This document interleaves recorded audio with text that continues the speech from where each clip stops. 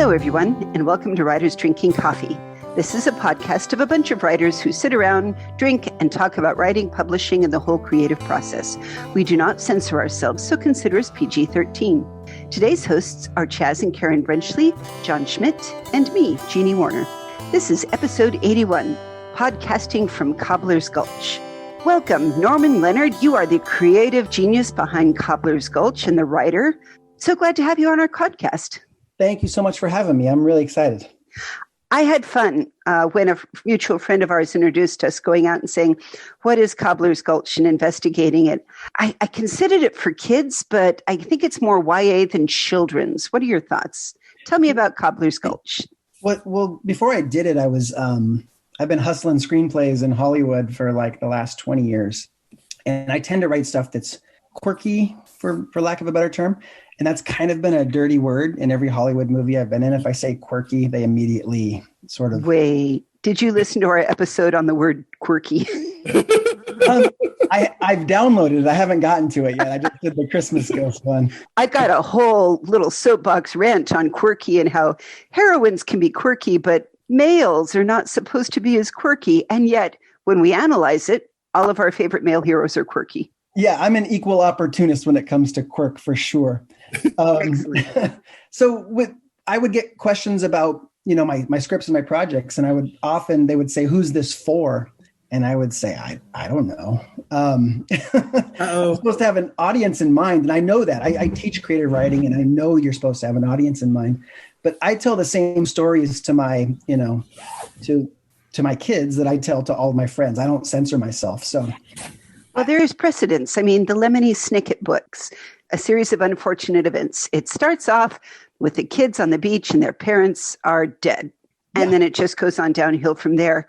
And my niece so loved that book that she fought her way through dyslexia and other challenges and learned to read it because we weren't reading it to her fast enough. So between that and Goosebumps, I would submit that kids are up for much darker subjects than I think many adults are comfortable with their kids being happy. I absolutely agree. And I love hearing that story.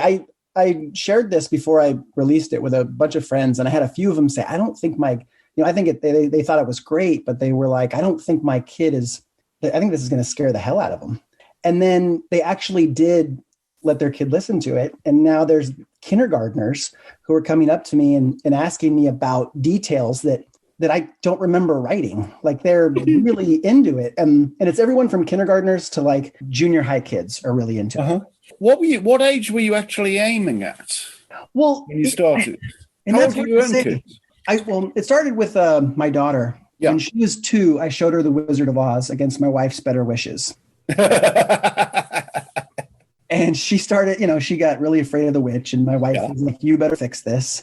And I wrote her this little nursery rhyme that goes, pixie dust a summer's day, a rag doll with a crooked stitch. Listen closely when I say, be gone, you silly witch. And I love it. So she would say that before she went to bed. Certainly. And she would feel better and she'd go to sleep. And then she would ask me questions about witches. And I teach creative writing. I also teach improv. Okay. And so we improved all this mythology about witches and goblins and monsters. And it sort of developed over about 4 or 5 years with her. So it kind of grew up with her from like 2 till about 6 is when I finished writing it. And I think also, though, don't parents die all the time in children's stories? Don't they have to be dead before the children can go do things? They don't have to be dead, but they do have to be out of the way. That's the fundamental tradition of children's fiction. Like the parents are not there to get in the way. Yeah, I all my favorite stuff, when I think about, there's never parents around. Exactly. If there are any adults around, they're usually inept or abusive some way. Yes. And I love that too, because then the kids have to figure it out. Mm-hmm. Yes. Well, there was a movie, you guys all saw, I presume. It was a big hit of a movie called The Sandlot. Mm-hmm. And there weren't really adults in it. It was what happens when kids go off in a pack and just go play. Mm-hmm. And Stand By Me as well. That's kids walking through the wood. These are famous kids who but it involves getting out of the house and going away from adults and just being kids, which... Yeah. Well, and the other thing was our first child was a daughter, and I have no idea how to raise a a young woman. Like I have no clue. The only thing I'm really, I think, suited to do at all is tell stories. Tell stories. So I was thinking, what skills do I want her to have? You get her a chemistry set and a train set and Lincoln Logs. Yes, exactly. I agree. The problem with those is that she opens the chemistry set and says, "Now what?" And I'm like, I don't have any fucking clue. How old is she now? She's 12. She's smarter than I am already. We're pretty much when she was in 4th or 5th grade and she wanted to start a business selling bracelets. And I told her I would give her, I was like, all right, I'll give you some money to get started to buy supplies and everything. And she kind of looked at me like, I want to borrow money and pay it back. But I was like, well, that's how business works. And I went to pick her up from school and she goes, hold on, I gotta go do something real quick. And she runs and she starts talking to this little girl who then starts talking to her own mom. And the mom pulls out some money and gives it to the little girl. The little girl gives it to my daughter. My daughter runs back and goes, I've got pre-orders, so I don't need to take out a loan from you anymore. Yes. I love her. So she's a businesswoman. That's what I'm hearing. Apparently, yes. You got to start bringing her to your pitch meetings. Yeah, exactly. Yeah. So I loved your description. You have goblins and goozlers and witzels, trolls, magogs, two-headed soil serpents, and it may or may not include a fairy. And I liked that. Yeah, I liked a little bit of things that people know and expect, and then some things that they don't. Like, what is a witzel? Do we know yet? Not really. It's been mentioned, I think, in one of the episodes, and it'll come back later. Do you know? I have an idea. Some of this stuff, as I've been adapting it for podcasts, it's been changing. Sometimes depending on the performers that I have and what they're bringing to the table. Sure. So normally when I write stuff like a script, a screenplay, or something like that, it's pretty concrete. But with the podcast and kind of adapting it on the fly, things have been a little bit more fluid, which is I like that. Really fun. It's like constantly being rewritten in a really collaborative way, which is really cool. So hang on, you said you were adapting it to a podcast. What form did it take originally? I wrote it as a novel. And okay. I mentioned that I'd been hustling screenplays to you. I don't know if that was before we started or not, but I've just got tired of dealing with executives and suits and agents and managers. I know there are good ones out there. I just haven't personally had that experience yet. And my wife thought it would be fun to just do something like absolutely just for the fun of it and no reason else. Like just do it yourself, keep control, and just have fun with it. Don't expect to become famous or make any money, or just go have fun. And it was the best advice I've ever gotten. Excellent. Joy matters. Yeah, taking it away from the suits has been so fantastic. Yeah. Have you published the novel or? No, and that was part of the frustration. I did the query letters. I went to conventions. I had a manager and an agent, and they're just always looking for reasons to say no before they're looking to say yes. And so but you haven't published it yourself. No. I published a little children's book a while back with my wife about a firefly who can't light up his butt. Oh, I love it. Kids will love that. Yeah, it's fun. It's one firefly meets another. One can't light up his butt, and the other one's butt is too light. It's basically the story of my wife and me. Oh, so we're not allowed to ask whose butt is too bright. We are not asking, John. Inquiring minds on the podcast. So where do we get my wife and figure it out immediately? Yes, but that is unlikely. So you're going to have to give us a link to the book. I will definitely. I'll tell you what. I'll get your addresses. I'll send you guys copies. That would be great. Oh, that would. No, I want to buy it. We've got to support our local writers. I also want to absolutely. I'm afraid whenever we have somebody on the podcast, I'm obliged to go out and buy at least a couple things that they've done here. So that's very nice. Well, I'll tell you what. If you did buy one, I'll send you some extra ones too to give out to some kids, because I just love the idea of kids reading it. It's a lot exactly. Give them. We've got friends with kids who would just love this stuff. So I want to be sure to have things for them and steer them down the right path. It's important with other people's kids to make sure that, we also think of people like your daughter. Why can't somebody decide at 12 if they want to be a writer, and how do we encourage them to do that? I'm glad you brought that up, because one of the things I'm doing is developing like a companion podcast to go with this that are lesson plans. Some of the feedback I got from agents when I was shopping this was that the vocabulary was too much for the age level. And my daughter read the book when she was, I think, 7. And so I was like, I think that's nonsense. I mean, there's plenty of big words, but they're fun words to say. Like I try to keep them fun.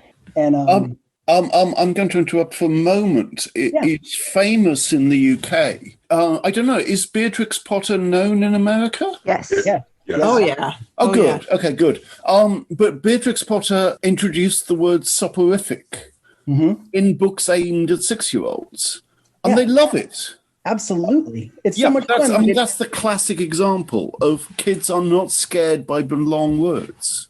And I think it comes from the insecurity of adults thinking like, I don't know what that word is. You know. So I absolutely wanted to make that part of it. I knew if I did it the way an agent or a publisher would want to shop it, I'd have to kind of change a lot of those things, and I didn't want to. So the podcast thing just made a lot of sense for that reason. What? Well, it's also fun to say out loud some of these words. It's like reading Dr. Seuss. The star-bellied sneeches have stars upon thars, and those kinds of things.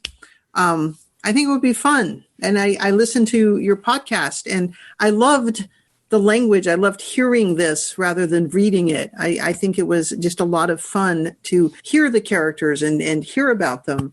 It's like stepping into another world, and it's half in my mind for visualization, but it's all there in the words and the voices and stuff. I really appreciated that. Yeah, so I just recently started taking music lessons and learning music theory. And I've always tinkered on guitar, but I'm starting to understand the theory, how music is its own kind of language. And I know that there's musicians who are just more, they take to it easier, so it comes naturally to them. When I first started teaching, I would read out loud to some of my classes. And I was teaching freshman comp in college. And I was encouraging this guy to read more. And he was like, yeah, but I don't read the way you read. And I think what he was saying is when I read and I'm, like the peaks and the valleys and I'm accentuating certain things. And I'm sure the way you all as writers probably read in a similar way. Like when you hear a word, you don't just hear the word, you hear all the connotations and all of the baggage that word brings. And so that was another thing with the podcast was bringing in all the sound effects and the music. It was a good way to, I think, hoping I'm doing is encouraging people, particularly young people, to fall in love with language and to really hear it and feel it and see it and experience it beyond just the letters and just the words. Yeah. That's the goal. That's really what I want. I've been on two sides of this. One I wrote some YA short stories, actually middle grade short stories. And they did ask me to specifically go through and can you make the words a little bit simpler? Can you make the sentences shorter? And I did with a great burning pit of resentment inside of me. Yeah, I agree. But a lot of it was because I went to World Fantasy Con and a couple other cons, and I've been to the talks about YA and middle-aged readers, and I kind of, being a smart kid, resented a lot of what was being said out there because the theory was, why does it all have to be written for the slowest person in the classroom? Oh, yeah. Oh, yeah. And that's what it felt like they were catering to rather than, a lot of us learn words in context and then move on from there. Like if you look at the Jabberwocky poem in Lewis Carroll, he made things up, but he made you it up. And then he understood, I didn't know what borogoves were, or mimsy, but yeah, just the yeah. But he did. I mean, Lewis Carroll did actually have definitions for all of these things. Yeah. Brillig is that time between tea time and supper time. It's the twilight zone, and so on and so forth all the way through. But yeah, I mean, the thing about catering to the slowest is that a team marches at the pace of the slowest. If you're going to stay together, then I am going to argue with you 100%. I am. Yeah. Because I'm a drum corps girl. I know. And I can tell you that you can give me any set of, sorry, I'm a musician. You can give me any set of competency of any way, people that can't clap in time to things and can't do anything. And they're like, okay, at the end of the summer, all I need them to be is perfect. Your squad has to be perfect. And it doesn't matter whether we got a 13-year-old that could barely play their trumpet or a 20-year-old that was ready to go and be a pro. They're in the same squad. And so everybody becomes perfect. And the truth is, if you make it something that a kid can be passionate about and enthusiastic about, they will fight past what other limitations did other people's perceptions put on them. So that's what I liked about this was it starts off right. The Cobbler's Gulch starts straight in with adult concepts. It starts off with like kids as procurers and naughty things and goes on. And it just expects that you go with that because I believe that if you have that expectation, kids will rise to meet or sink to meet whatever your expectations of them are. If you don't expect them to fail, they won't fail. Yeah. I've never had that happen. If I just expect them to succeed and, don't make it be rocket science immediately, they will rise to what you expect of them. You clearly didn't grow up with the kids I grew up with. So I'm going to interject here and pull us back out of educational theory. Yes. Okay, thank you. And ask a question about educational theory. You teach writing. Does the experience of writing this podcast and this level of improvisational creativity, has it affected how you teach writing, or can you talk a little about that? I think it's definitely my writing has been influenced from teaching those classes. So I think the way you word that question, it's sort of like the inverse, like particularly with improv and gameplay, and using that as a way to figure out where a story can go and using that as a way to solve story problems has been invaluable. So a lot of the things I do in improv, because I teach an acting for animators class, a lot of things we do are just trying to teach the idea that a story is just a problem with a solution. It's that simple.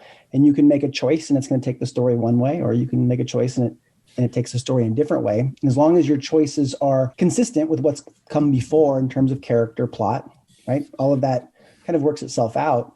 And so helping students understand that has made like my storytelling a lot simpler. When I first started writing, I was trying to write Double Indemnity. I was trying to write really plot heavy noir stuff.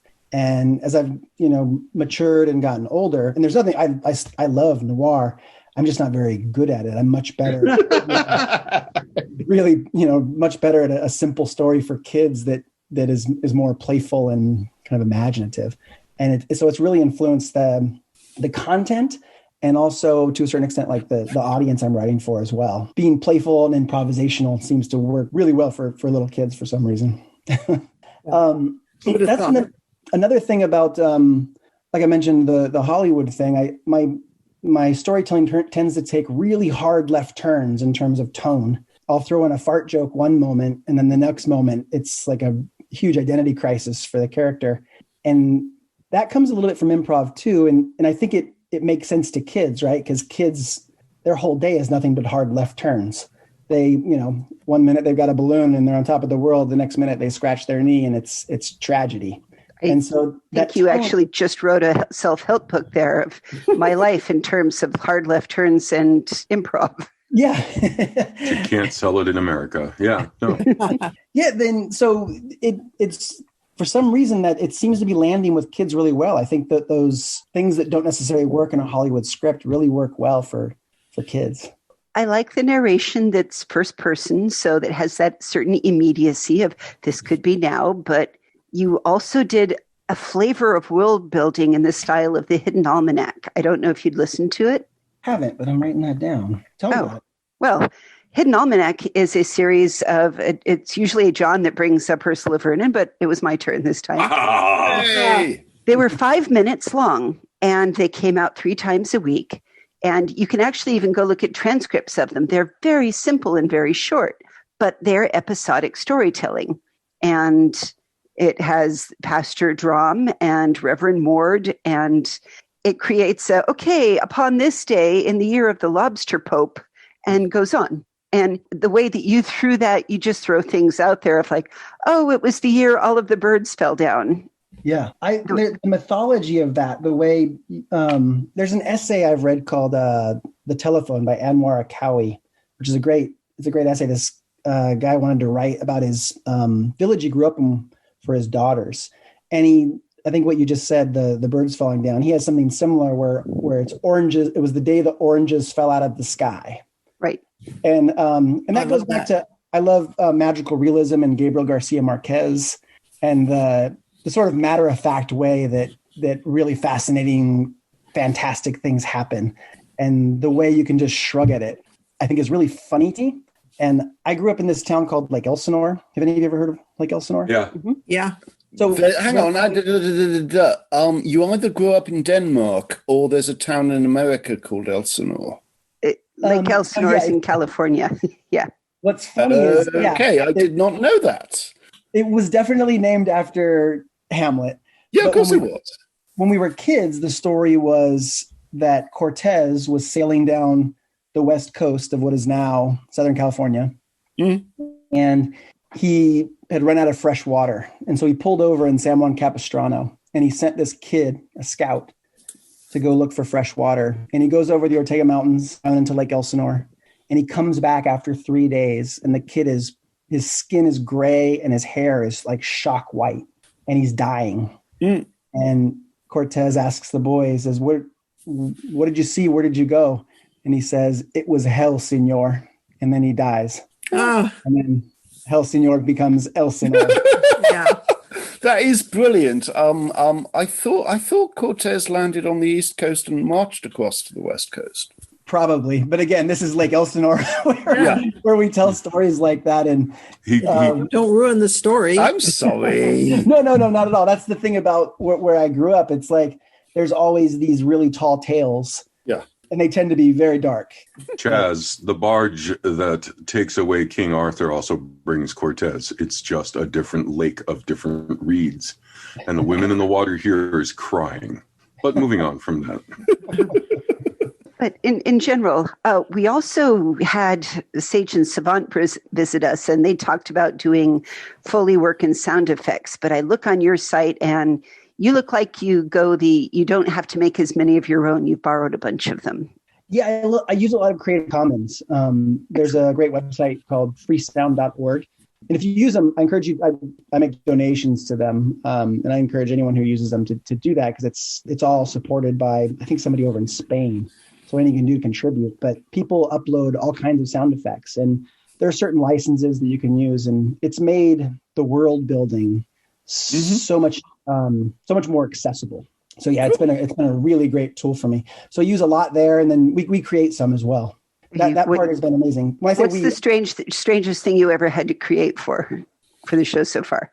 The strangest thing, probably I have a Newfoundland puppy, kind of big dog, 150 pounds. Just a puppy.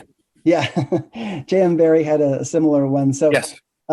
There's some snoring I've used that's from her, where I take the snoring and then you can reverse it. You can take the sound and you can run it backwards, and that makes for some pretty fun monster sounds. Sure, that's brilliant. Yeah, so that's been fun. A lot of the actors that I've worked with have provided a lot of sounds as well, and that's been super super useful and a really fun part of the writing process that I don't normally get to participate in. Okay. I have a commercial question. Yeah. Do you pay your actors? So for my actors, I have a contract with them where in the really wonderful problem where this thing starts making money, they're the first people that will get paid. Excellent. The follow-up question obviously was, how do you monetize this, if you want to monetize this at all? I haven't put a lot into that yet. I'm thinking, like, for instance, right now we have merch for sale on the storefront, and it's basically I'm selling that at cost. It's just to kind of get things out there. Yeah. I'm doing lesson plans, just kind of building the audience, and I have a long-term plan for that yet, but I still haven't figured it out. I need to bring my daughter in to help me out with the making part. So I'm not exactly sure how that's going to go yet. I'm still figuring it out. I really am, when it comes to like my constitution, I'm 99.9% creative, and the business side of things just escapes me. So hopefully I'll figure that out. Well, we may be brothers. So I have an idea. If you get pre-orders, you don't need to take a loan. Yeah, apparently. Yeah, I can just feel my daughter slapping in the back of my head. I was just contemplating. I don't know where all you advertise on it, but we had an episode with some 20-somethings on who were talking about they find a lot of things to look at on Twitch and sites that are not necessarily, let's just say, those of us that are over 40 inhabit these sites, but the kids have completely different sites. So And YouTube is where the kids go and they just have their own channels and do things there, get paid. I started putting all of the episodes on YouTube, and that's part of to make things easier for teachers. If I'm going to have teachers teach this in class, that'll make it a little bit more accessible for them. They don't have to teach kids how to download podcasts and whatnot. So, kids know how to download podcasts. Come on.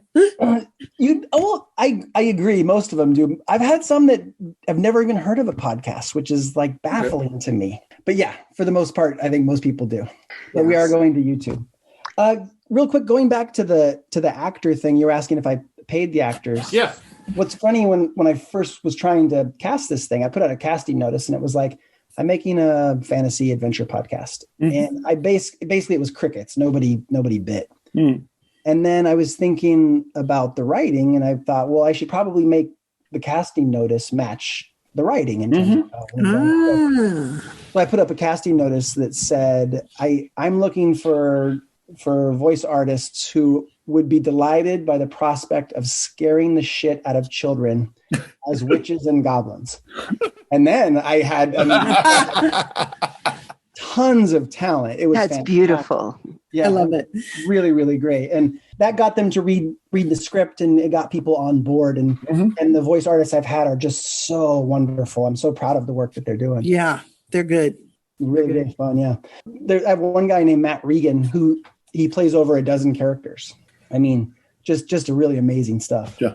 I saw a thing of Nancy Cartwright of Simpson fame who's doing a master class on how to get into voice work and how she, breaks into voice work and think about it. So for those of you out there who may be listening that think, I want to be on Cobbler's Gulch, should they reach out to you and audition?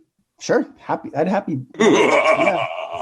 Because I figured Chaz was just asking because I just had him read part of my gingerbread elf story. So now he's looking for royalties. Oh, hello. Yeah. Both my kids are in it, and my son is saying something similar. He keeps asking, I don't want to get paid for this. Yeah. Raise my allowance, Dad. Yeah. But yeah, I would be happy because right now I've recorded the first season, and there's 52 episodes total. Nice. And then there's a plan. We'll see if it unfolds like this, but there's a plan for 12 seasons beyond this one. Oh, wow. Wow. That is thinking ahead. I applaud you, sir. If you need an English villainous voice, I have one. I'm just saying. He's actually done this before. So, and that's been fun too, because I'm bending genres. I'm also not necessarily tied to just a certain accent or just a certain aesthetic. Exactly. Yeah, which is fun. I love the idea of having like a United Nations of voice artists. Absolutely. And so there are, how many episodes can people find when they go out there and look on any of the links? Like we'll put out the Apple Podcast links and some of the others. Oh, great. So right now there are 8 episodes available now, plus a teaser and a trailer on all the major platforms: Apple, Stitcher, iHeartRadio, Spotify. Marvelous. Yeah. And we will we'll put some links out there. I think I have your podcast and Spotify, and you have a Facebook page too, correct? Facebook and an Instagram.